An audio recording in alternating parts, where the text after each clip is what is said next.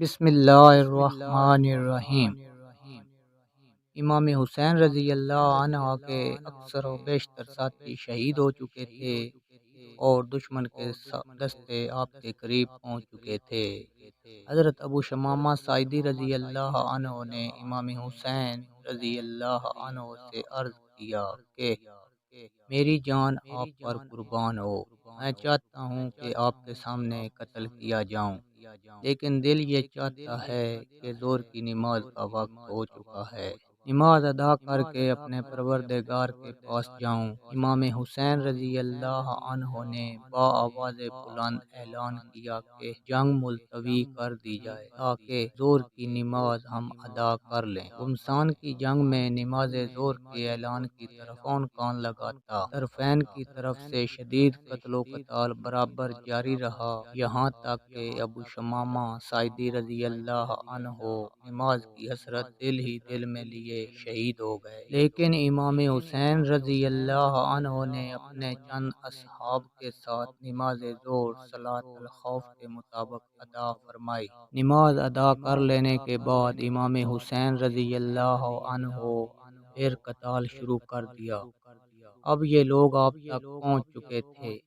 حنفی آپ کے سامنے آ کر کھڑے ہو گئے اور سب تیر اپنے بدن پر کھاتے رہے، یہاں تک کہ زخموں سے چور ہو کر گر گئے۔ زہیر بن القین نے آپ کی مدافعت میں سخت قتال کیا، یہاں تک کہ وہ بھی شہید ہو گئے۔ اس وقت امام حسین رضی اللہ عنہ کے پاس بجز اپنے چند گنے چنے رفقا کے اور کوئی نہ رہا تھا، اور بچے کچے رفقا بھی خوب اچھی طرح سمجھ گئے کہ اب ہم نہ امام حسین رضی اللہ عنہ کی جان بچا سکتے ہیں اور نہ اپنی جان۔ اس لیے ہر شخص کی خواہش یہ ہوئی کہ میں امام حسین رضی اللہ عنہ کے سامنے سب سے پہلے شہید کیا جاؤں۔ اس لیے ہر شخص نہایت شجاعت و بہادری کے ساتھ دشمن کا مقابلہ کرتا رہا۔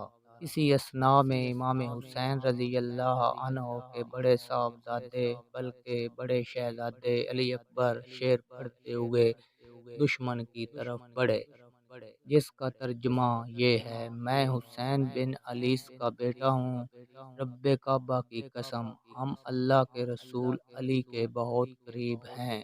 اتنے میں مرہ بن منقذ آگے بڑھا اور ان کو نیزہ مار کر زمین پر گرا دیا۔ پھر کچھ اور بدبخت آگے بڑھے اور لاش مبارک کے ٹکڑے ٹکڑے کر دیے۔ امام حسین رضی اللہ عنہ لاش کے قریب تشریف لائے اور فرمایا: اللہ تعالیٰ اس قوم کو برباد کرے جس نے تجھ کو قتل کیا۔ یہ لوگ اللہ تعالیٰ کے معاملے میں کیسے بے وقوف ہیں، تیرے بعد اب زندگی پر خاک ہے۔ پھر ان کی لاش اٹھا کر خیمے کے پاس لائی گئی۔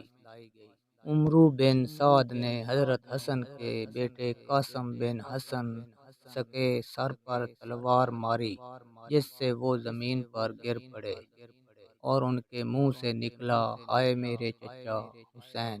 امام حسین رضی اللہ عنہ نے بھاگ کر ان کو سنبھالا اور عمرو بن سعد پر تلوار سے جوابی وار کیا، جس سے کونی سے اس کا ہاتھ کٹ گیا۔ امام حسین رضی اللہ عنہ بھتیجے کی لاش اپنے کندھے پر اٹھا کر لائے اور اپنے بیٹے اور دوسرے اہل بیت کی لاشوں کے قریب لا کر رکھ دی۔